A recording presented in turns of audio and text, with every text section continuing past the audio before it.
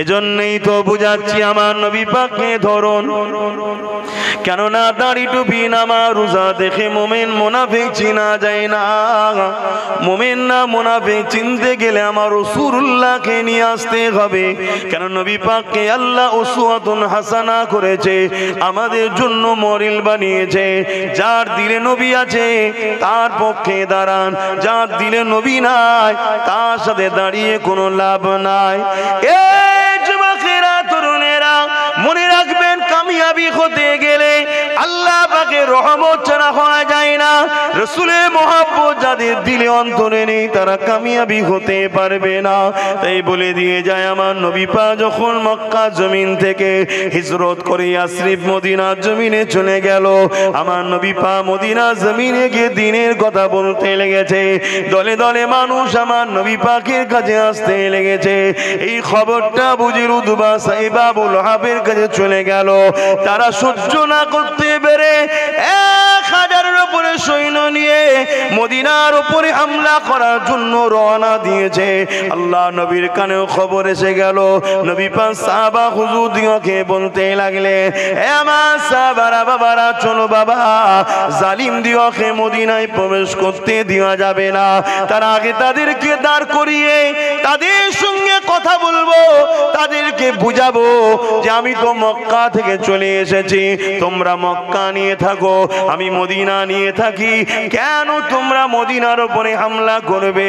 কিন্তু বদর নামক স্থানেতে আমার নবীর সঙ্গে তাদের মুখোমুখি দেখা হয়ে গেল।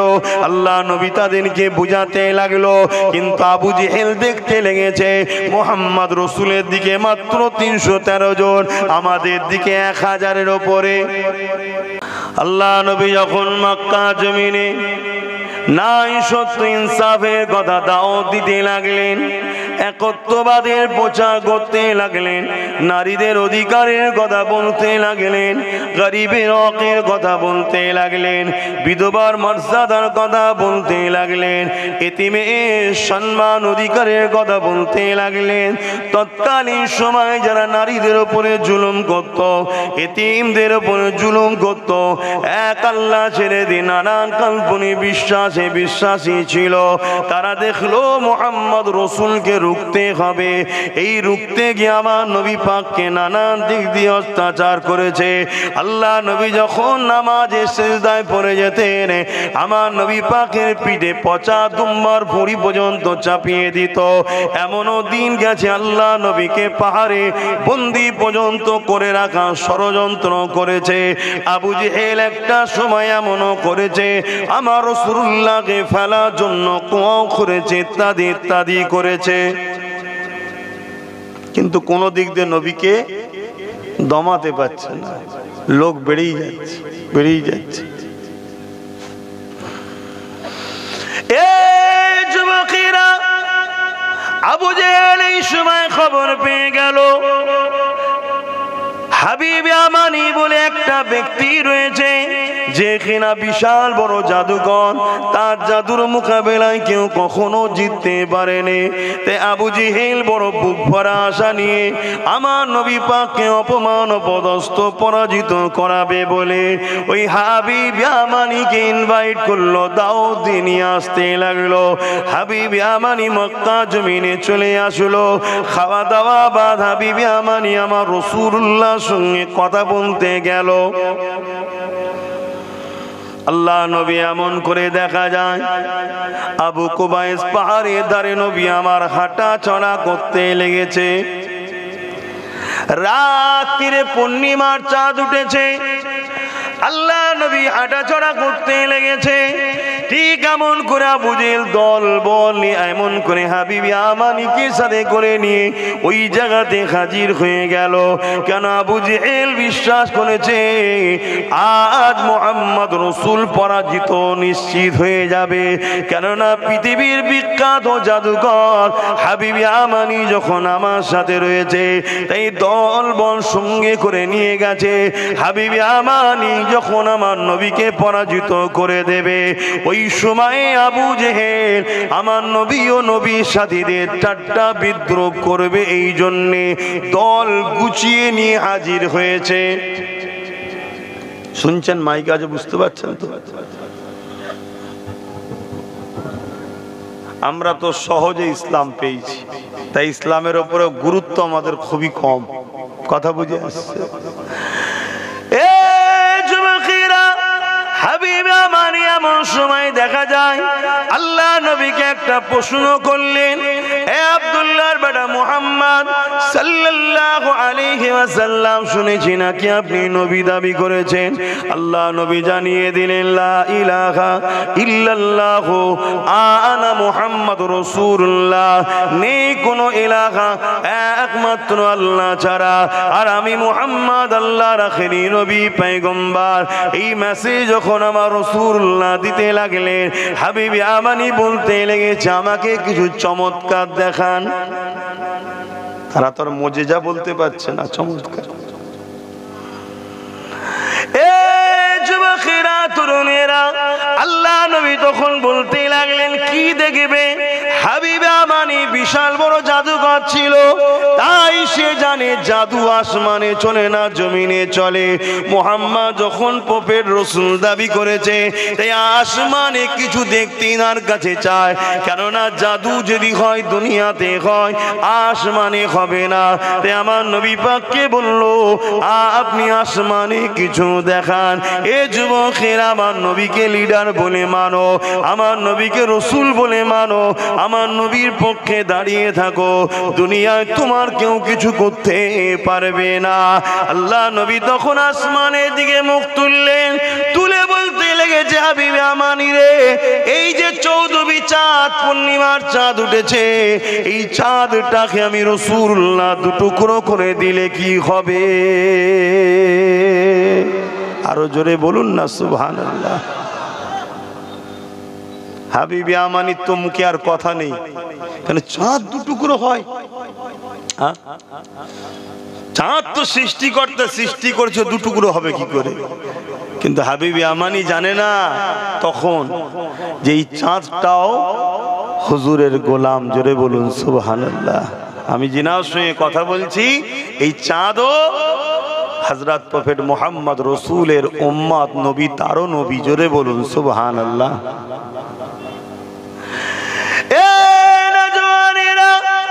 আল্লাহ নবী, নূর নবী, দয়ার নবী, এই প্রশ্নে কোন হাবিবে আমানি উত্তর দিল না যে আমি চাঁদটাকে দুটুকরো করে দেবো কিনা, কোনো উত্তর দিল না। আল্লাহ নবী আঙুলটা ইশারা করলেন চাঁদের দিকে। এইভাবে যখন আঙুলটা ইশারা করে দিলেন নবী আমার, চাঁদটা সঙ্গে সঙ্গে নিজেকে নিজে ভেবে দেখো মুসলমান, নবীর উম্মত হয়ে রৌদ্রের জন্য নবীর মাহফিলে বসতে পারো না, আর চাঁদ নবীর প্রেমে, নবীর গোলামিতে নিজেকে নিজে দুটুকরো করে দিয়ে আল্লাহ নবীর শান মর্যাদা আজমাতের জন্য নিজেকে কোরবানি করলো। আরো জোরে বলুন সুবহান। আজকে আমাদের ঘরে ছেলেরা নবীর মাহফিলে বসতে পারেন, একটু ঝড় হলে পালিয়ে যায়, একটু পানি হলে পালিয়ে যায়, একটু রোদ হলে পালিয়ে যায়। আর চাঁদ একজন কেউ আপনাকে দুটুকরো করছে, এটা আলাদা জিনিস। নিজে থেকে নিজেকে দুটুকরো করা অনেক কষ্টের ব্যাপার বাপ। যেমন আমার তোমার জান আছে, চাঁদেরও জান আছে। শোনো, যেমন তোমার আমার লাগলে কষ্ট হয়, চাঁদেরও কষ্ট হয়, কিন্তু সে তার কষ্টর দিকে তাকায় না। সে যে হুজুরের গোলাম, হুজুরকে যে ভালোবাসে, তার প্রমাণ দিতে গিয়ে সে নিজেকে দুটুকরো করছে। হায় হায়, আর শ্রেষ্ঠ মখলুক হয়ে আমাদের ঘরের ছেলেদের অবস্থা দেখো। আজকে একটা কথা মনে রেখে দিও, যেভাবে আমরা চলতে শুরু করেছি যদি পরিবর্তন না হয়, মনে রাখবে আগামী 2 বছর অপেক্ষা করো, অবস্থা বুঝতে পারবে। গত বছর বলেছিলাম 3 বছর অপেক্ষা করো, ডিসেম্বর তো চলছে, তাই 2 বছর বলে গেলাম। এরপরে বুঝতে পারবে কি অবস্থাটা তোমাদের হয়। বেঁচে থাকলে আমিও দেখব, তুমিও দেখবে। কথা মেলে না দেখা যাবে। 2014, 15, 16 যা বলেছিলাম এখন সব অক্ষরে অক্ষরে মিলছে। শোনেন ক্যাসেট আমার, মিলিয়ে দেখবেন সব মিলছে। তাহলে আমি কি বিরাট গায়েবের খবর জানি? না না না, নওয়াজুবিল্লাহ, আমার নবী যা বলে গেছে সেটাই তো বলছি। নবী সব জানতেন, নবীকে আল্লাহ সব জানিয়েছে। আমরা যে হাওয়ায় চলছি, আমাদের অন্তরে হুজুরের প্রেম নেই, আদব নেই, যেটাকে ঈমান বলা হয়। আমার আগে মৌলানা সাহেবের সামান্য দু কথা শুনছিলাম, ভালো লাগলো যে আজকের দিনে কেউ এইসব আলোচনা করে। এখন তো শুধু ফাজাইলের আলোচনা হয়, আমলের আলোচনা হয়, এই করলে এত ফজিলত, এই করলে এত ফজিলত। ফজিলত নিয়ে কি করবি যদি ঈমানই না থাকে?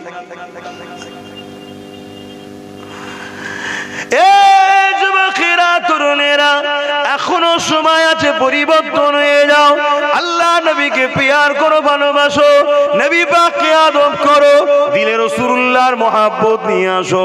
নবী যে কাজগুলো করতে বলেছে করো, যেগুলো ছাড়তে বলেছে ছেড়ে দাও। দুনিয়ার লোভ লালসায় জড়িয়ে গিয়ে তুমি আমি ধ্বংস হয়ে গেলাম। আল্লাহ পাক কোরআনের মধ্যে বলে দিলেন, মা তাকুমুর রাসূল ফাখুযুহু ওয়া মা নাহাকুম আনহু ফান্তাহু। এ দুনিয়া মানুষেরা, আমি আমার রাসূলকে তোমাদের জন্য পাঠিয়েছি। আমার নবী যা আদেশ করেছে মেনে নাও, আমার নবী যা নিষেধ করেছে ছেড়ে দাও। আমার নবীর গায়ে হ্যাঁ বলো, না বলো। আজকে আমরা নবীকে ছেড়ে দিয়ে আল্লাহ নবীর দুশমনদের সঙ্গে মিশে গেলাম। তারা আমাদেরকে আল্লাহ নবীর থেকে সরাবার জন্য গান দিল, আমরা গানে গিয়ে ফিল করলাম। তারা আমাদেরকে যাত্রা দিল, আমরা যাত্রায় গিয়ে ফিল করলাম। তারা আমাদেরকে ভুলাবার জন্য ফাংশন দিল, আমরা ফাংশনের দিকে চলে গেলাম। তারা আমাদেরকে আল্লাহ নবীর থেকে সরাবার জন্য বন্ধন লোন দিল বাড়ি বাড়ি। আমরা ওই লোন নিয়ে ঘোষণা দিয়ে দিলাম, আল্লাহ তোমার ও নবীর বিরুদ্ধে আমরা যুদ্ধের ঘোষণা দিলাম। শুনছেন তো নাকি? মুফতি মৌলানা আপনাদের এলাকায় অনেক অনেক, বাবা অভাব নেই, বলুক কেউ ভুল বলছে কি?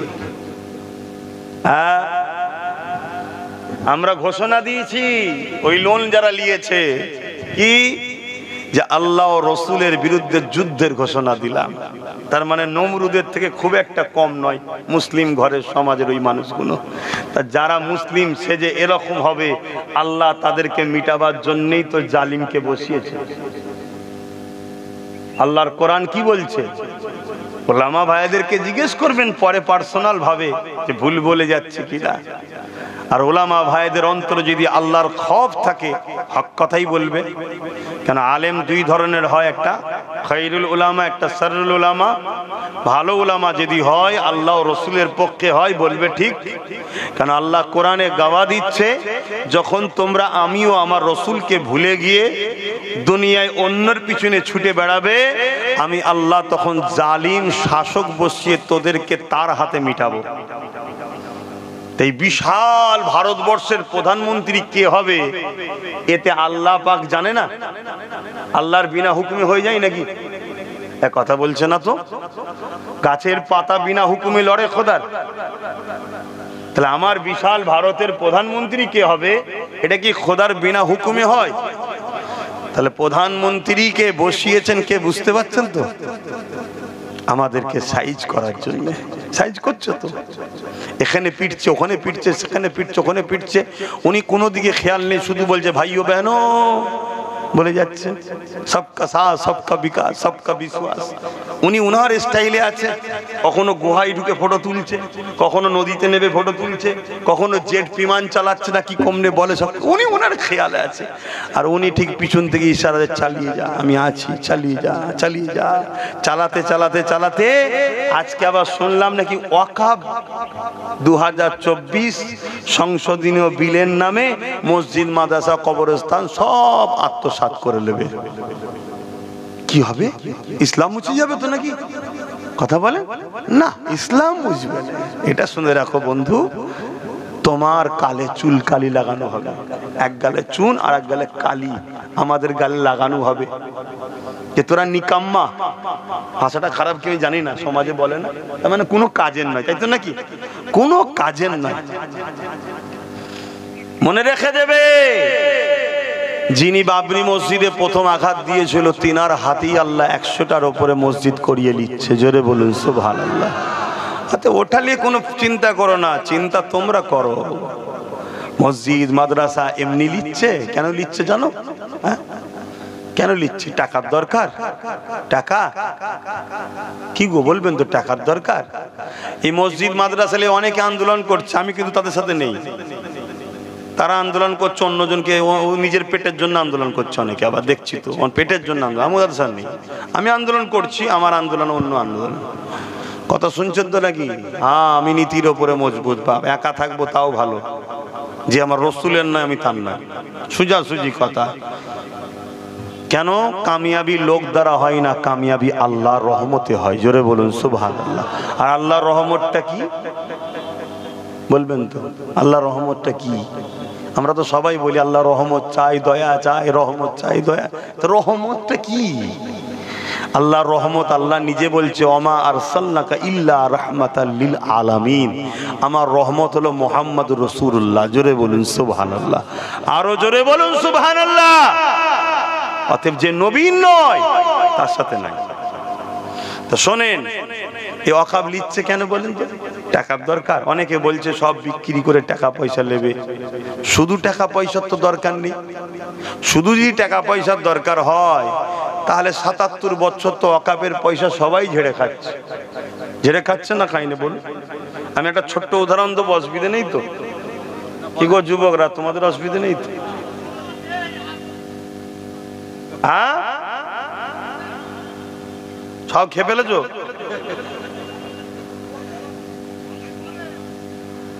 একটা ছোট্ট উদাহরণ দিই। আমাদের এই কিছু দূরে একটা হাড়োয়া বলে জায়গা আছে, পীর আব্বাস আলী গোরাচাঁদ রহমাতুল্লাহ মাজার, জানেন আপনারা? ওনার জায়গা ছিল 900 বিঘে। কত জায়গা একটু মুখে বলেন? মেমোরির সাথে মুখের এমন একটা সিস্টেম আছে, হাফেজ সাহেবরা পড়ে কেন? একটাই কথা বারবার বারবার বারবার পড়ে কেন? যত পড়বে এখানে মেমোরিতে লোড হবে, তা মুখে উচ্চারণ করবেন, সারা জীবন মনে থাকবে। 900 বিঘে, ৭৭ বছর ধরে ওই 900 বিঘেটাকে সবাই মিলে কম বেশি একটু একটু করে খেয়েছে। খেয়ে খেয়ে খেয়ে খেয়ে আজকে কত বিঘে আছে জানেন? হ্যাঁ, মাত্র 92 শতক। 3 বিঘেও নয়, 99 শতকে 3 বিঘে হতো, তাই তো নাকি? 33 শতকে 1 বিঘে তো। হ্যাঁ, তো মাত্র 92 শতক। 900 বিঘে জমিকে কত জায়গায় কোথায় দাঁড়িয়েছে? 92 শতক। আচ্ছা, এর জন্য যারা খেয়েছে তারা দোষী না আমাদের এক শ্রেণীর দাড়িওয়ালা টুপিওয়ালা তাদেরকে যারা বাবা বাবা বাবা সব ঠিক আছে বলতো, তাদের দোষ আছে না? নাই। আমি আপনাদের দোষ দেবো না, কারণ আপনারা সাধারণ মানুষ। হুজুর এসছেন জিন্দাবাদ, মৌলানা সাহেব জিন্দাবাদ, আমাদেরকে বিশ্বাস করেছেন, ঠিক না? কিন্তু আমরা পিছন দৌড় দিয়ে ভাগ নিতাম। ঠিক আছে, হ্যাঁ ঠিক আছে, সব ঠিক আছে। তাহলে এই দুজন, একটা হলো মুনাফিক আর একটা হলো আমাদের দুশমন, যারা ক্ষমতার জোরে 900 বিঘে জায়গাটাকে খেতে খেতে খেতে আজকে 92 শতক করেছে। কিন্তু মেন কাগজে 900 বিঘে এখনো আছে না নাই? জোরে বলেন।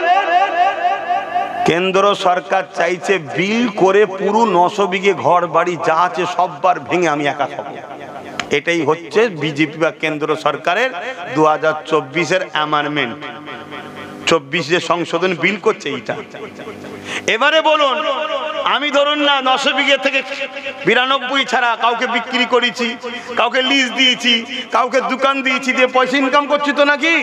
এখন কেন্দ্র সরকার যদি বিল করে ফেলে 92টা তো লেবে লেবে, আমি বাকি যা 900 বিঘে জায়গা থেকে 3 বাদ দেন না, রাউন্ড ফিগারে আসুন, 897 বিঘে যাদেরকে দিয়েছি তারা তো আমারই লোক নাকি? ভাড়া এখনো দায়িত্ব নাকি? তাহলে সেগুলো তো সব নেবে কেন্দ্র। তাই আমি চিল্লাচ্ছি, না এ মানা যাবে না, মানা যাবে না, মানা যাবে না।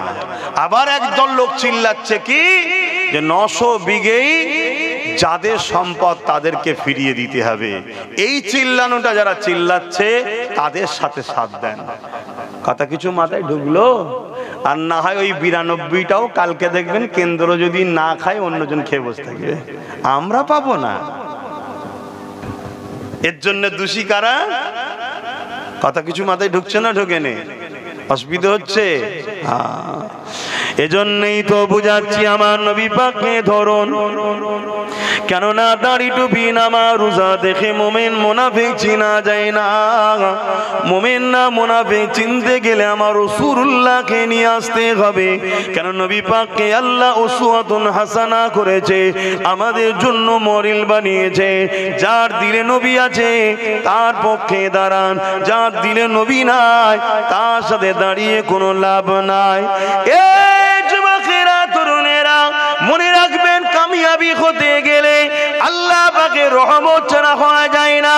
রাসূলের মহব্বত যাদের দিলে অন্তরে নেই তারা কামিয়াবি হতে পারবে না। তাই বলে দিয়ে যায় আমার নবী পাক যখন মক্কা জমিন থেকে হিজরত করে ইয়াসরিব মদিনার জমিনে চলে গেল, আমার নবী পাক মদিনার জমিনে গিয়ে দ্বীনের কথা বলতে লেগেছে।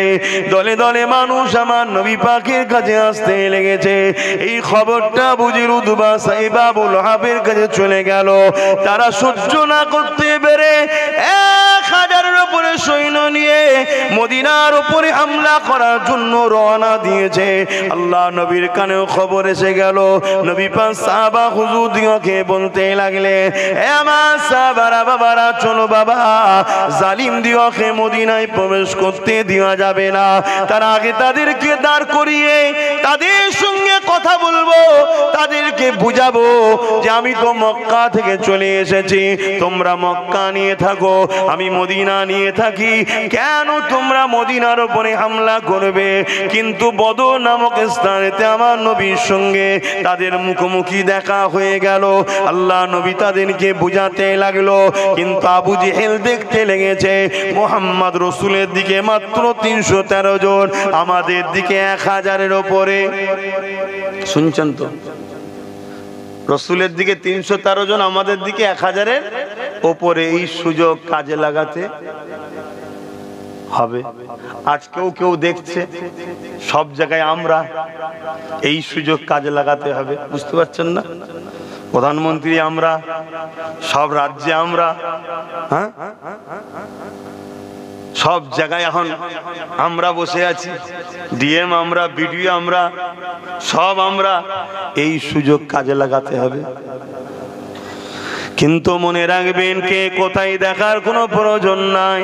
আল্লাহ যেটা চাইবেন ওইটাই ঘটবে।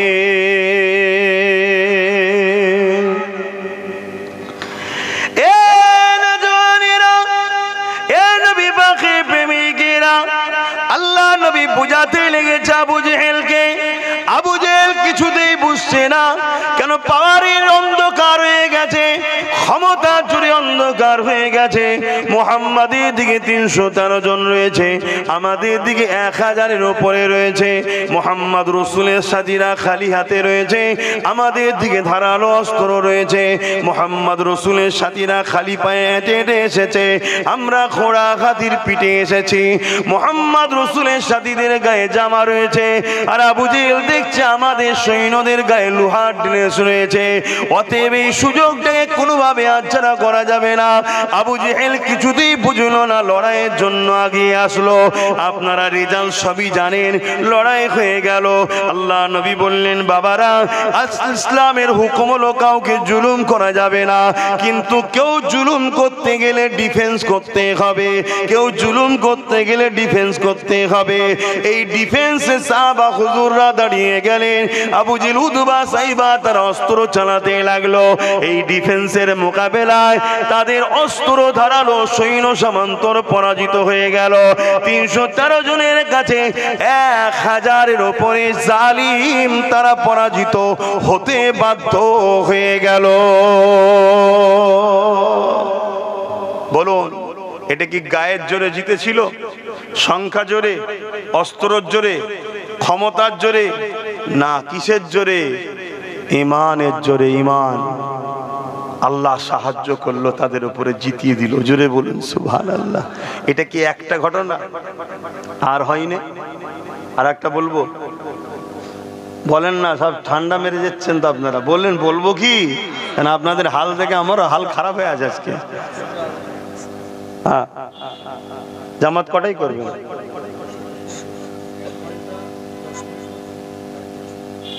হ্যাঁ, আমরা জলসার পরে করব, একটু দেরি করে করব, শেষ ওয়াক্তে। অক থাকতে থাকতেই নামাজ করে নেবো, চিন্তা করছেন কেন? আজকে অক শেষ মনে হয় 4টে কতই 50-50 হবে নাকি? 4:57 অক শেষ আজকে আসরে। সেই জায়গায় দেখা যাক না, আগে থেকেই করে লিয়া হবে। আল্লাহ নবী দুনিয়া জমিন থেকে চলে গেলেন। দ্বিতীয় আর একটা ওয়াকিয়া আপনাদেরকে শোনাই।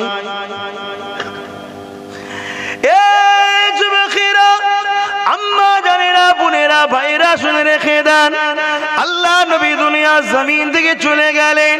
মুসাইলামাতুল কাজ্জাব নামে একটা ব্যক্তি, সে বড় লোভী ছিল। তাকে বিদেশিরা আমার ইসলামের দুশ্মন কান্ট্রি গুলো অর্থ দিয়ে, সৈন্য দিয়ে, অস্ত্র দিয়ে তাকে মিথ্যা নবী দাবি করালো। মুসাইলামাতুল কাজ্জাব মিথ্যা নবী দাবি করলো। আমার নবী পাকের খাতমে নবুয়াতের বিরুদ্ধে কথা বলতে লাগলো। আমার নবী পাকের বিরুদ্ধে, খাতমে নবুয়াতের বিরুদ্ধে যখন কথা বললো, হযরত আবু বকর সিদ্দিক সাহাবা হুজুরদেরকে নিয়ে মিটিং এ বসলেন। আমার নবীর অনুচরেরা, সাহাবারা, বলো তো দেখি মুসাইলামাতুল কাজ্জাবের সঙ্গে কি করা দরকার? সে তোমার নবীর বিরুদ্ধে বলছে, কি করা দরকার? সাহাবা হুজুররা বললেন, আপনি যেটা চাইবেন সেটাই হবে, আপনি যেটা চাইবেন সেটাই হবে। আল্লাহ নবী সাহাবী হযরত আবু বকর সিদ্দিক বললেন, ঠিকই, আপনারা তো আমাকেই সবাই বলছেন, তবে আমি আবু বকরও জানি তাম পৃথিবীর মানুষ যদি আমার নবীর বিরুদ্ধে গিয়ে হাজারো হাজারো মিথ্যা নবী দাবি করে, তথাপি আমার নবীর নবুয়াতের কোনো ক্ষতি কথা বলেন হবে? আমার নবী খাতমে নবুয়াত, খাতেমুন নবী, নবী থাকবে। জোরে বলুন সুবহানাল্লাহ। কিন্তু আমি আবু বকর বলি, আমরা যে নবীকে ভালোবাসি বলি, এর একটা ইজহার, একটা প্রমাণ দেওয়া দরকার আছে না নাই?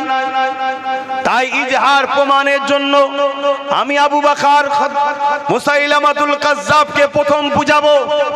শুনছেন?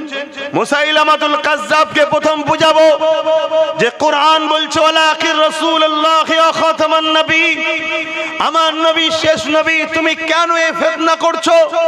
যদি মুসাইলামাতুল কাজ্জাব মেনে নেয় ভালো কথা, যদি সে না তওবা করে ফিরে আসে, তাহলে আমি আবু বকর ঘোষণা দিচ্ছি, আমার নবীর প্রেমের ইজহারে বুকে তাজা খুন দিতে হলেও দেব। এই জালিমের বিরুদ্ধে সংগ্রাম আমরা করব। জোরে বলুন সুবহানাল্লাহ।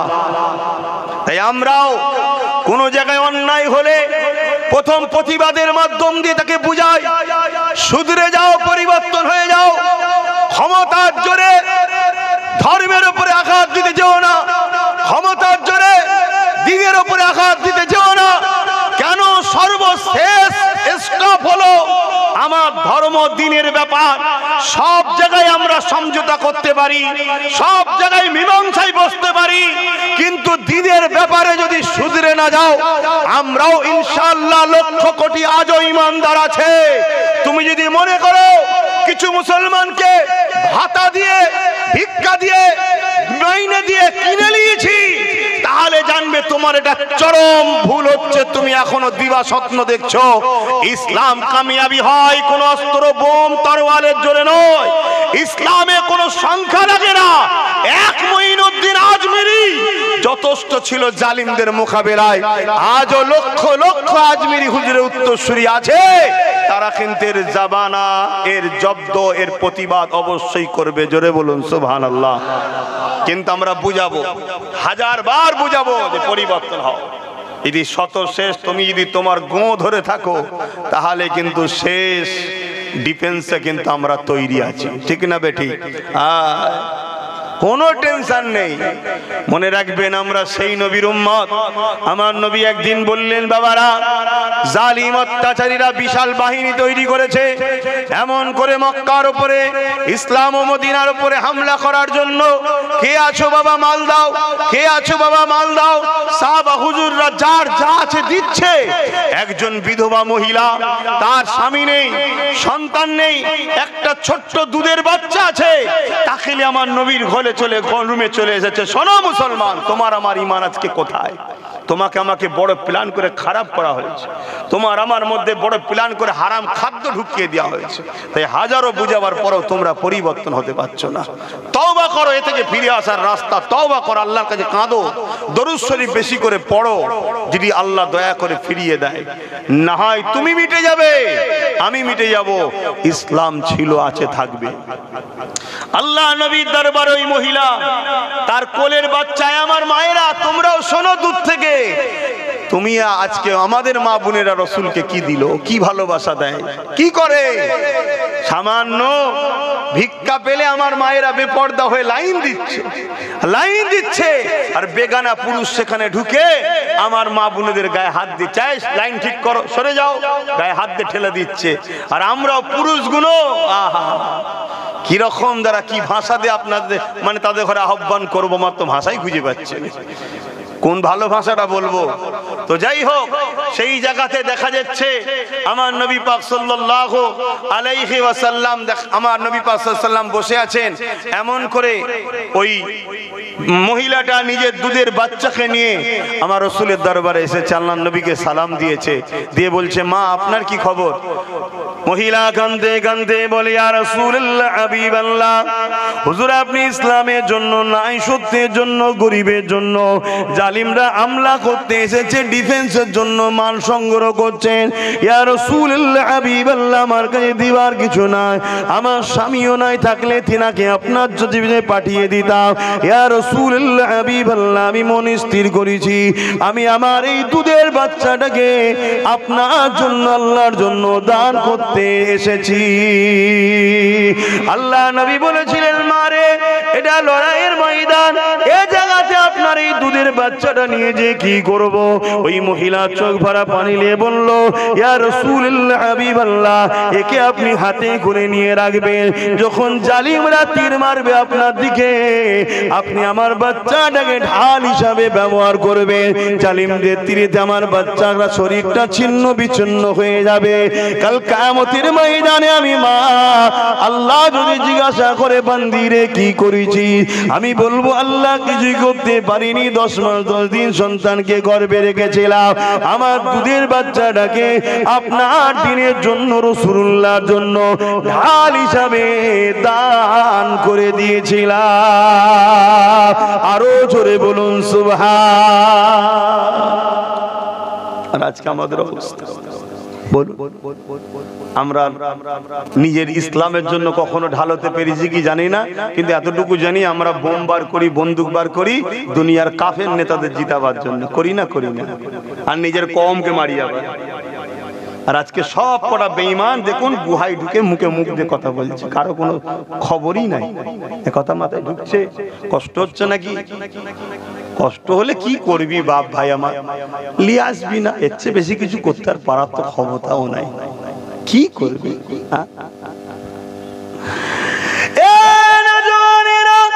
হযরত আবু বকর সিদ্দিক 10,000 সৈন্য তৈরি করলো। আমার নবী সাহাবাদের মধ্যে থেকে 10,000 যুবক সাহাবা হুজুরকে সাথে নিয়ে নিল। মুসাইলামাতুল কাজ্জাবের দিকে যেতে লেগেছে। মুসাইলামাতুল কাজ্জাব 90,000 সৈন্য খিরার মধ্যে বসে আছে। তাই নবী পাকের সাহাবী আবু বকর সিদ্দিক 10,000 সৈন্য নিল। মুসাইলামাতুল কাজ্জাবকে বুঝাবো, যদি না বোঝে নবীর জন্য আমরা জালিমের বিরুদ্ধে সংগ্রাম করব। এ যুবকেরা, তরুণেরা, বাপেরা, আমার রাসূলুল্লাহ সাহাবী আবু বকর সিদ্দিক যখন পৌঁছালো, মুসাইলামাতুল কাজ্জাবকে বুঝাতে লেগেছে। কিন্তু আবু বকর সিদ্দিক যত যা বলে, আবু বকর সিদ্দিকের কথা ওর কানে ঢুকছে না, কেননা ও চোখে দেখছে আবু বকরের দিকে মাত্র 10,000 আর আমার দিকে রয়েছে 90,000। এক একজনের সাথে 9 জন করে বেশি আমার দিকে। যেমন আবু জেহেল বদরে দেখেছিল সংখ্যা কম, মুসাইলামাতুল কাজ্জাবও দেখছে আবু বকরের দিকে 10,000, আমার দিকে 90,000। আমার দিকে বিশ্বের বড় বড় শক্তি বেঈমান রাষ্ট্রগুলো রয়েছে, জালিম গুলো রয়েছে, উস্তাগে নবী গুলো রয়েছে। আমি মুসাইলামাতুল কাজ্জাব কেন আবু বকরের কথা শুনবো? এ যুবকেরা, তরুণেরা, বাপেরা, এমন কথা হতে হতে হতে মুসাইলামা মুসাইলামাতুল কাজ্জাব হঠাৎ করে তার সৈন্যবাহিনীদের ইশারা করে দিল, আবু বকর সিদ্দিকের সঙ্গে যে 10,000 এসেছে একটা কেউ যেন ফিরে না যায়, মেরে ফেলো। যুবকেরা লড়াই শুরু হয়ে গেল, ডিফেন্সের জন্য সাহাবারা দাঁড়িয়ে গেলেন। কিন্তু মনে রাখবেন কামিয়াবি তো আল্লাহর হাতে। এই ডিফেন্স করতে করতে 10,000 সাহাবার মোকাবেলায় মুসাইলামাতুল কাজ্জাবের 90,000 জালিম বাহিনী চিরতরের মতো জাহান্নামে চলে গেল। আমার কিছু নবী সাহাবাদের বুকে তাজা খুন জমিনে পড়েছে, শহীদ হয়ে গেছে। কিন্তু মনে রাখবেন সাহাবাদের নেশা ছিল শহীদ হবার জন্য, কিন্তু সাহাবারা খুন দিয়ে আমার নবীর খাতমে নবুয়তের ঝান্ডাকে উঁচু করে ধরেছে। আরো জোরে বলুন সুবহান। তাহলে 90,000 10,000। যুগে যুগে জালিমরা সংখ্যা দেখেছে, আর ওই জালিমদের সঙ্গে আমাদের যে মুসলমানগুলো মেশে এদেরও ভেতরে ঢুকে গেছে। আমরা গুটি কত, আমরা গুটি কত, আমরা কি করব, আমরা কি করব। আরে তুমি ফায়সালা করার কে? ফায়সালা তো করবেন আল্লাহ। তোমার একটাই কাজ অন্যায়ের বিরুদ্ধে ন্যায়ের পক্ষে। তাতে যদি তোমার জীবন যাবে, কেন জীবন তো এমনিও যাবে। আমি কত দূর থেকে এসে এখানে কথা বলছি, যদি আমার কিসমতে যেটা লেখা আছে হবে, আমার কিসমতে যেটা লেখা নেই পুরো পৃথিবী এক জায়গায় হয়ে ওটাকে করতে পারবে না। এর নাম ঈমান। তাহলে ঈমান আমাদের আছে কোথায়? যুগে যুগে জালিমরা সংখ্যা দেখেছে, ক্ষমতার উপরে তাদের অহংকার। আরে আমার হাতে মিলিটারি আছে, আমার হাতে ফোর্স আছে, আমার হাতে পুলিশ আছে, জজ আমার, উকিল আমার, বিএম আমার, এমএলএ আমার, এমপি আমার, মন্ত্রী আমার। 2-4টে যা মুসলমান হয়েছে ও তো হাকিকাতে বেঈমান, বাইরেটা মুসলমান। এটা তো আমরা জানি, ওরা তো জানে না। সবই তো আমার হাতে। অতএব এই সুযোগ ছাড়লে হবে না। আজকেও নেশা দেখছে না, দেখেন কথা বলে দেখছে। কিন্তু দুঃখ একটা জায়গায়, আমরা ডিফেন্সে দাঁড়াতে পারবো তো না আল্লাহ অন্য কাউকে তৈরি করবে, এটা হলো ব্যাপার। আমাদের কপালে অত বড় নসিবে আছে তো ইসলামের জন্য আমরা ডিফেন্সে নামবো, হকের জন্য ডিফেন্সে নামবো, জালিমের জন্য, জালিমের বিরুদ্ধে মজলুমের জন্য ডিফেন্সে নামবো, গরিবের পক্ষে নামতে পারবো। এই নসিব কি আমাদের আছে? কেন আমরা তো পালানোওয়ালাদের মধ্যে চলে গেছি। আমরা তো পালানোওয়ালাদের মধ্যে হয়ে গেছে। কেন আমাদেরকে বড় প্ল্যান করে তৈরি করা হয়েছে। এরকম খাদ্যের মাধ্যমে বিভিন্ন সোহবতে উঠা বসা, বিভিন্ন নোংরা জায়গায় জায়গায় নিয়ে যাওয়া, মিথ্যা কথা বলিয়ে বলিয়ে তারপরে নিজের কওমের বিরুদ্ধে লাগিয়ে লাগিয়ে আমাদেরকে তো প্যারালাইসিস রোগীর থেকেও খারাপ বানানো হয়ে গেছে। এ আমার যুব সমাজ, তোমরা যদি আমার উপরে দুঃখ করো আমার কিচ্ছু যায় আসে না। আমি একমাত্র হাসবুনাল্লাহু ওয়া নি'মাল ওয়াকিল, নি'মাল মাওলা ওয়া নি'মান নাসির, সেই রবের সাহায্য নিয়ে, সেই রবের ক্ষমতার উপর ভরসা করে কথা বলি। কে আমার পাশে আছে, কে আছে না আছে সব আমি দেখি না। কেন আমি জানি এ বিশ্ব কিচ্ছু করতে পারে না, যেটা খোদার হুকুমে হয় সেটাই হবে। তবে সাহাবা হুজুরদের কিন্তু নেশা ছিল, নেশা যে আল্লাহ যেন সব থেকে বড় মাকাম, একটা নবুয়াতের পরের একটা বড় দরজা, সেটা হলো শহীদ। আল্লাহ যেন আমার কপালে শহীদ রাখে। এভাবে সাহাবা হুজুররা প্রত্যেকটা লড়াইয়ের ময়দানে যাবার আগে দোয়া চাইতেন। জোরে বলুন সুবহানাল্লাহ।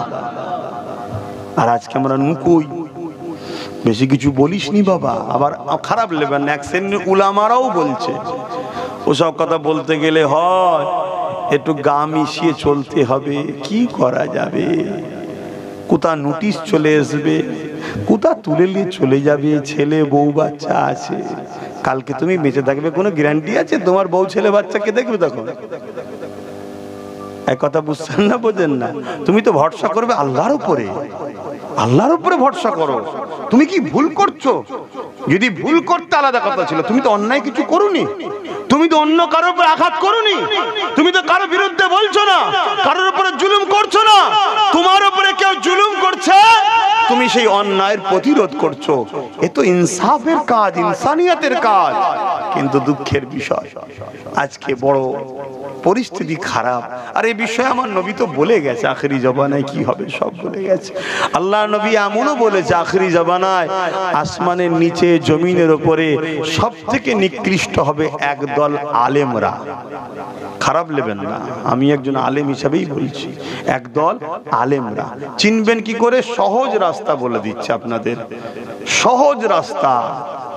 যারা দুনিয়ার স্বার্থে আখিরাত বিক্রি করে তারাই হলো সেই শ্রেণীর মানুষ। কথা মাথায় ঢুকছে? হ্যাঁ। বাপেরা, নওজোয়ান তরুণেরা, এ নবী পাকের প্রেমিকেরা মনে রাখবেন, যুগে যুগে এইভাবে জুলুম অত্যাচার হয়েছে। ইতিহাসের পাতায় একজনের নাম আমরা সবাই জানি, চিঙ্গিস খান তার নাম। সে পৃথিবীর জমিনে অনেক জুলুম করেছে। সে কথা দিয়েছিল পৃথিবী থেকে ইসলামকে মুছে দেব। তাই ইরাকের জমিনে হামলা করেছিল, বাগদাদের জমিনে হামলা করেছিল, দাজলা নদীতে মানুষকে মেরে মেরে ফেলেছিল। মুসলমানদের রক্তে দাজলা নদীর পানিটা লাল হয়ে গিয়েছিল। 1 কোটির উপরে মুসলমানকে মেরেছিল, লক্ষর উপরে আলেম ওলামাকে মেরেছিল। কিন্তু মনে রাখবেন, আমাকে মারা তোমাকে মারাতে কেউ যদি মনে করে ইসলাম মিটে যাবে তাহলে ভুল হবে।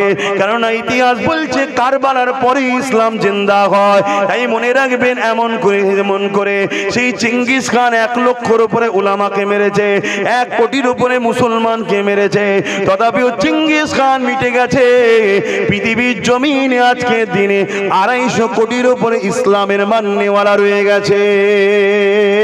এ যুবকেরা, আর একজন জালিমের নাম তোমাদেরকে শোনা, ইতিহাস শোনাচ্ছি। ইতিহাস শুনছো তো নাকি? হ্যাঁ, এগুলো তো আলোচনাও হয় না, ভয় খায়। বদরের আলোচনা করতে চাই না, ওহুদের আলোচনা করতে চাই না। তোমরা জানো মাদ্রাসা থেকে সব পড়ানো বন্ধ হয়ে গেছে। এক কথা বলছো না?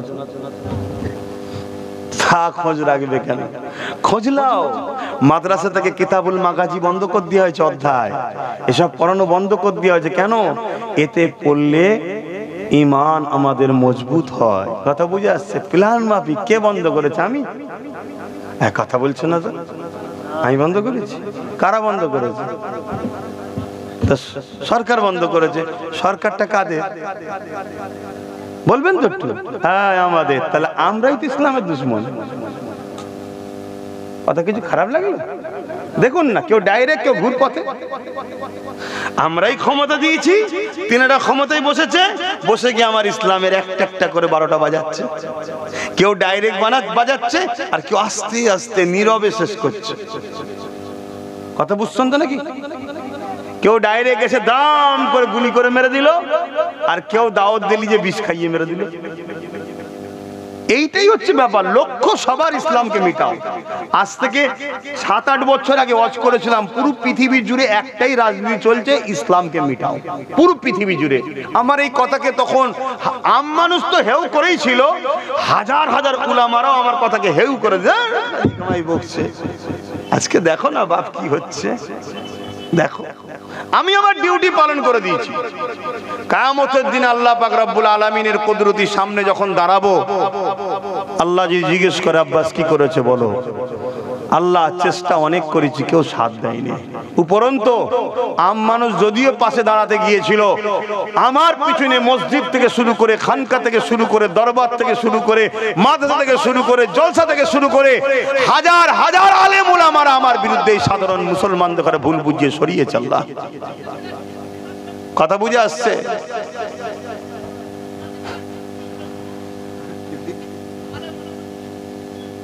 বলছে 3000 টাকার ভিক্ষাতি সব শেষ হয়ে গেছে। বলছে সে আমার দেখার দরকার নেই, আমি এতটুকু জানি, আমি যা বলেছিলাম আজকে সেগুলো ঘটছে না ঘটেনি বলুন। তাহলে এখনো কিন্তু সন্ধ্যা হয়নি, সময় এখনো আছে। আমি আবার বলে যাচ্ছি, এখনো সন্ধ্যা হয়নি, সময় আছে। এখনো যদি এক মুঠো হয়, তওবা করে, সেজদায় পড়ে কাঁদে যে আল্লাহ ভুল হয়েছে, তুমি তো বড় দয়ালু, তুমি তো বলেছো যে আমার কাছে কাঁদলে মাফ করে দেবো, কি মাফ করবে না করবে না? এখনো যদি উলামারা, ইমাম মুফতি মাওলানারা তওবা করে ফিরে আসে, যদি সামনে দাঁড়াতে ভয় লাগে কমসে কম ভেতরে ভেতরে থাকো, ভেতরে ভেতরে থাকো। প্রকাশ্য আমি একাই ছিলাম, একাই থাকবো, তোমায় সামনে আসতে হবে না, কিন্তু দালালিটা ছাড়ো, দালালিটা ছাড়ো। আজকে বড় দুঃখ সাথে বলছি, ওয়াকফ এমন একটা বিষয়, যদি এটা আমাদের থেকে হাতছাড়া হয়ে যায়, শুনে রেখে দাও, ভারতের মুসলমান তোমরাই ভারতের নাগরিক প্রমাণ করতে পারবে না। যদি বলেন মসজিদের সাথে নাগরিকত্বের কি আছে, মাদ্রাসার সাথে নাগরিকত্বের কি আছে, আরে বোকা, কেরলে 1400 বছরের মসজিদ আছে, ওই মসজিদ প্রমাণ দেয় ভারতবর্ষের 1400 বছর ধরে মুসলমান আছে।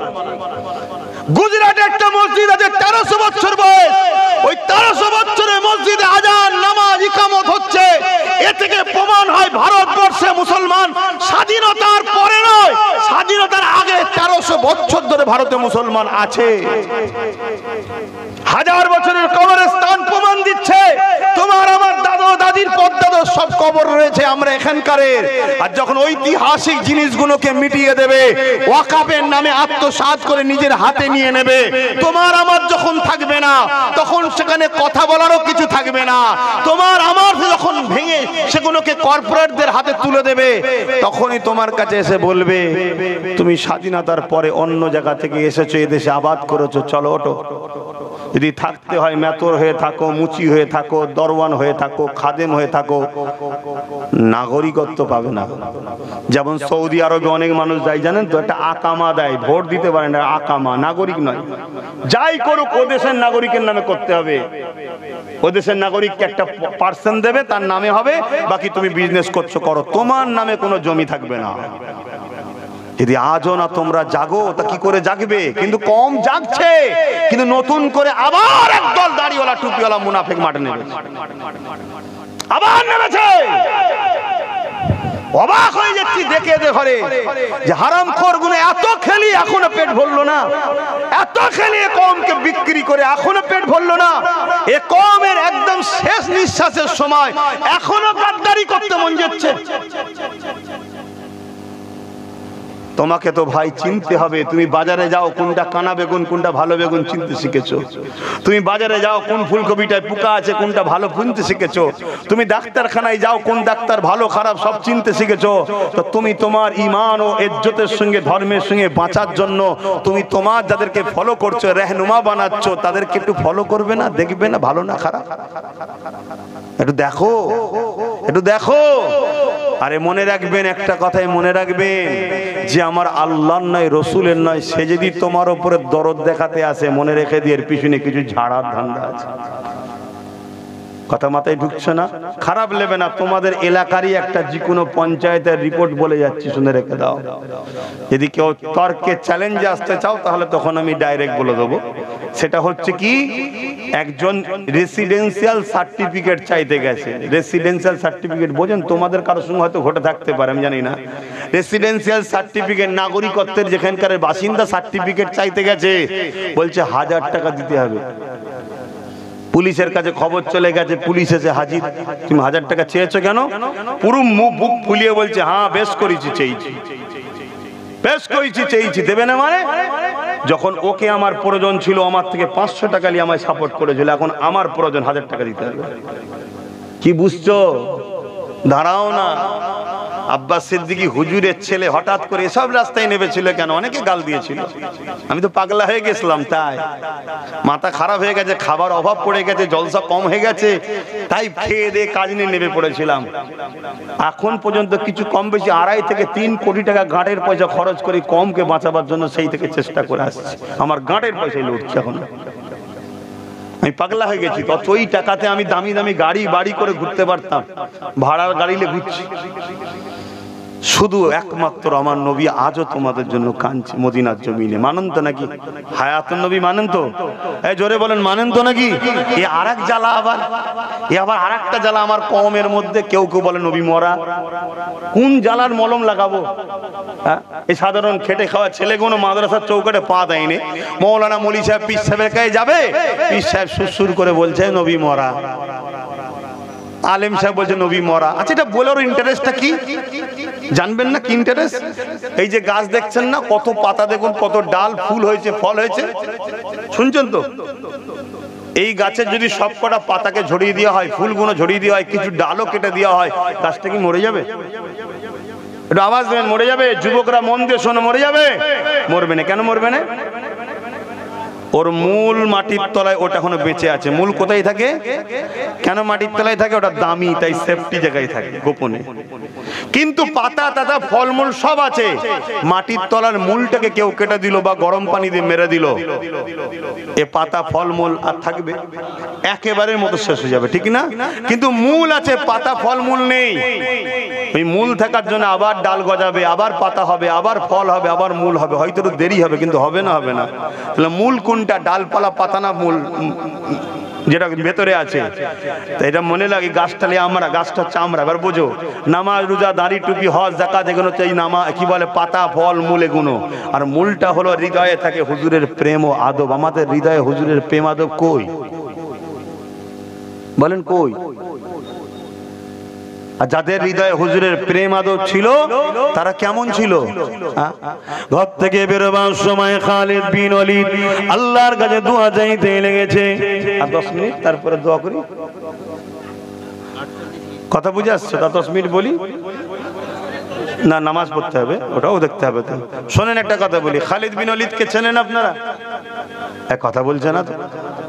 খালিদ বিন ওয়ালিদ হলেন ইসলামের সব থেকে বড় সেনাপ্রধান, যোদ্ধা। কথা বুঝে আসছে? 125টা লড়াই করেছিল গরিব, এতিম, অসহায়, হকের পক্ষে। 125টাতেই ওনার নেতৃত্বে আল্লাহ ওনাকে জিতিয়েছে। জোরে বলুন সুবহানাল্লাহ। কটা মনে থাকবে? 125টা। হযরত খালিদ বিন ওয়ালিদ এক লড়াইয়ের ময়দানে গেলেন। প্রতিটা লড়াইয়ের ময়দানে যখনই যেতেন আল্লাহর কাছে দোয়া চাইতে থাকতেন, ও রব্বি আল্লাহ, আমি আপনার বান্দাদের জন্য, অর্থাৎ আপনারই জন্য, ইনসাফের জন্য, ন্যায়ের জন্য আল্লাহ, আমি খালিদ বিন ওয়ালিদ জালিমদের মোকাবিলায় যেতে লেগেছি। আল্লাহ পাক, আমি খালিদ বিন ওয়ালিদ যেন আপনার ভালোবাসায়, রাসূলের ভালোবাসায় শহীদ হয়ে যায়। আমি খালিদ বিন ওয়ালিদ জালিমদের অত্যাচারে, জালিমদের তরোয়ালের আঘাতে আমি খালিদ বিন ওয়ালিদ যেন শহীদ হয়ে যায়। এই দোয়াটা প্রত্যেক জায়গাতে খালিদ বিন ওয়ালিদ চাইতে লেগেছে। কিন্তু এমন করে 125টা লড়াই হলো, প্রতিটা জায়গাতে খালিদ বিন ওয়ালিদ জিতে গেছে। একটা জায়গা তো শহীদের স্বপ্ন পূরণ হলো না। খালিদ বিন ওয়ালিদ যখন বিছানায় শুয়ে রয়েছে, মৃত্যু বিছানায় শুয়ে রয়েছে, স্ত্রীকে বলতে লেগেছে, আমার প্রাণের স্ত্রী রে, আমি খালিদ বিন ওয়ালিদ চলে যাব দুনিয়ার জমিন থেকে। এই সময়ে তুমি দেখো তো দেখি আমার চেহারার মধ্যে কোনো একটা জায়গা আছে কি যেখানে কোনো দাগ নেই, ছোপ নেই, তরোয়ালের আঘাতের মান নেই, আর নেই কোনো জায়গায় একটা আছে, দেখো তো ফাঁকা। স্ত্রী দেখছে কোনো জায়গায় নেই, সব জায়গায় তরোয়ালের কিছু না কিছু আঘাত রয়েছে। খালিদ বিন ওয়ালিদ কেঁদে কেঁদে বলছে, আমার বড় স্বপ্ন ছিল জালিমদের অস্ত্রের আঘাতে আমি আল্লাহর রাহে কুরবানি হব, কিন্তু আমি শহীদ হলাম না। তাদের নেশা ছিল শহীদ হবার। কেন? শহীদের দরজা কত, মৃত্যুর আগে তাকে জান্নাত দেখানো হবে। জোরে বলুন সুবহানাল্লাহ। একটা পিপিলিকা কামড়ানোর থেকেও কম কষ্ট হয় শহীদদের মৃত্যু। জোরে বলুন সুবহানাল্লাহ। যুবকেরা, তরুণেরা, খালিদ বিন ওয়ালিদ এমন করে আমার তিনার স্ত্রীকে যখন বলল, স্ত্রী তখন বোঝাতে লেগেছে, প্রাণের স্বামীর মনে দুঃখ নিও না, কি করে শহীদ হবে বলো তো দেখি? আপনার নাম তো সাইফুল্লাহ, পৃথিবীর কোন শক্তি এমন নাই আল্লাহ তরোয়ালকে ভেঙে দিতে পারে। এ আল্লাহ তিনার তরোয়ালকে হিফাজত করেছে, এ আল্লাহ তিনি আপনাকে শহীদ করেনি, কিন্তু অবশ্যই আল্লাহ আপনাকে শহীদানদের সঙ্গেই মর্যাদায় রাখবে। এ যুবকেরা, খালিদ বিন ওয়ালিদ কে ছিলেন? নবীকে কত ভালোবাসতেন। একদিন লড়াইয়ের ময়দানে যেতে, লড়াই করতে করতে পাগড়ি খানা খুলে বলে গেল। ওই দিক থেকে দুজন দুশ্মন তরোয়াল তুলে যে খালিদ বিন ওয়ালিদকে মারবে। খালিদ বিন ওয়ালিদ ডিফেন্স না করে দুজন দুশ্মনকে দেখার পরও নমন করে পাগড়িটা তুলতে লেগেছে। ওই দুজন দুশ্মন দাঁড়িয়ে গেল, দাঁড়িয়ে গিয়ে বলতে লেগেছে, আশ্চর্যের বিষয়, আমি তো শুনেছি খালিদ বিন ওয়ালিদ বিরাট বড় যোদ্ধা, তার মোকাবেলায় কেউ পারেনি, কিন্তু আজকে দেখে অবাক হয়ে গেলাম। আপনি একজন যোদ্ধা হয়ে কি করে লড়াইয়ের ময়দানে ডিফেন্স না করে পাগড়ি তুলতে যাচ্ছেন? লড়াইয়ের ময়দানে ছেলেও যদি কতল হয়ে যায় তার দিকে দেখাবার সময় থাকবে না, তাহলে নিজের গর্দান উড়ে যাবে। আমরা তো আপনাকে মেরেই দিয়েছিলাম, আপনি ডিফেন্স করলেন না, পাগড়ি কেন তুলতে গেলেন? খালিদ বিন ওয়ালিদ বলতে লেগেছে, তোমরা কি মনে করো আমার বাহাদুরি, আমার ক্ষমতায় আমি জিতি? না না না না, তোমরা বলছো মেরেই দিতে গিয়েছিলাম, মারতে তো পারলে না। এই যে তরোয়াল তুলো মারতে পারলে না, কি জন্যে জানো? ওই পাগড়িটারই জন্যে পারলে না। কেন? আমার জানের থেকেও দামি আমার নবীর সুন্নাত। নবীর সুন্নাত কাকে তুলবো? আর নবীর সুন্নাতের সম্মান মানে নবীর প্রেম। আর নবীর প্রেম যার দিলে আছে, তাকে দুশমন মারতে এলেও কিছু না কিছু বাহানায় আল্লাহ তার অন্তরের মধ্যে চেঞ্জ করে দেবে, রুকে যাবে।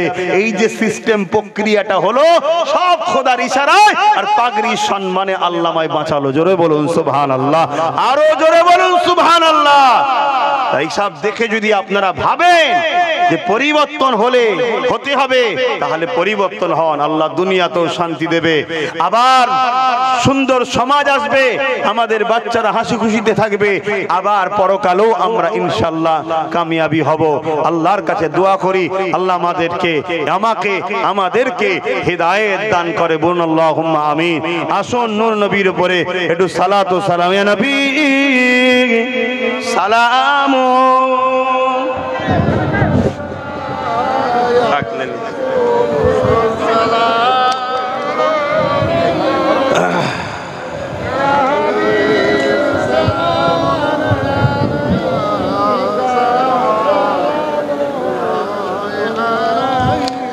বাপ ছায়া তো হয়ে গেছে, এখনো বাঁশতলা এদিক ওদিক লুকিয়ে থাকবে? একটু কমসে কম ঢুকে যাও। ছায়া তো হয়ে গেছে, একটু বেশ ভেতরে চলে আসো।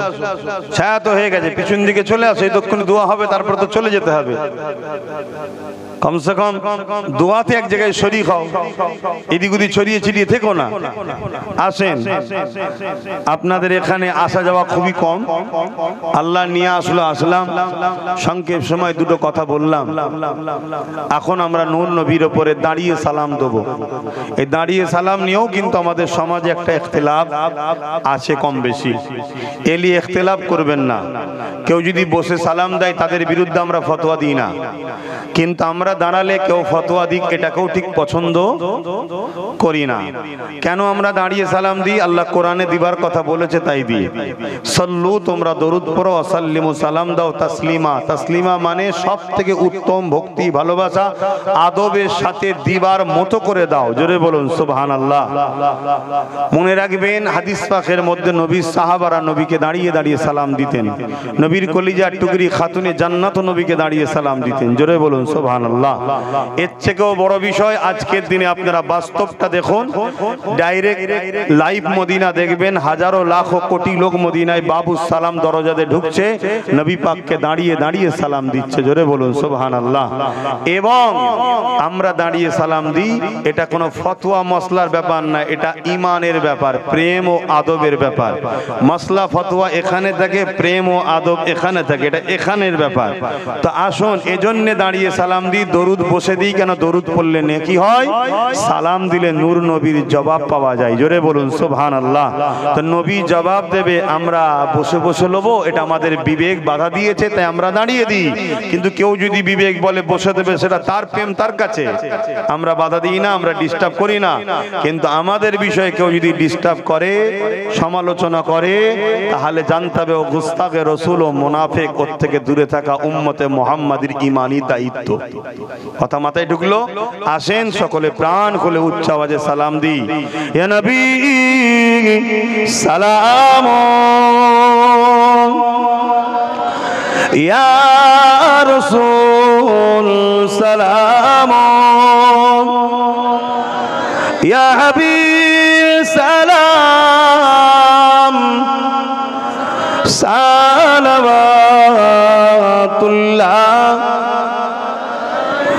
ইয়া নবী নামো ও পিয়ারা,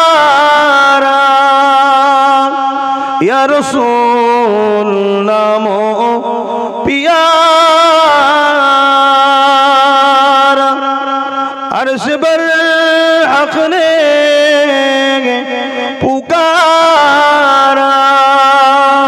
सच पैगंबर हक हमारा या नबी सलाम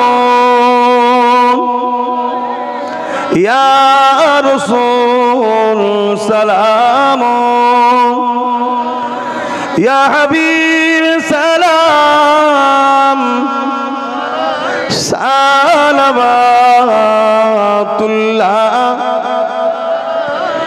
या नबी मदीना खोते सब की जोई पारे देखीते मुदिर लाश कबरे ए राखिले লইবেন আপন করে নবী সালাম ইয়া রাসূল সালাম ইয়া হাবিব সালাম সালাওয়াতুল্লাহ। সকলে বসেন, এক্ষুনি দোয়া হবে। সকলে বিসমিল্লাহ শরীফের সঙ্গে 11 বার দরুদ শরীফ, 3 বার শরীফ ফাতিহা, 10 বার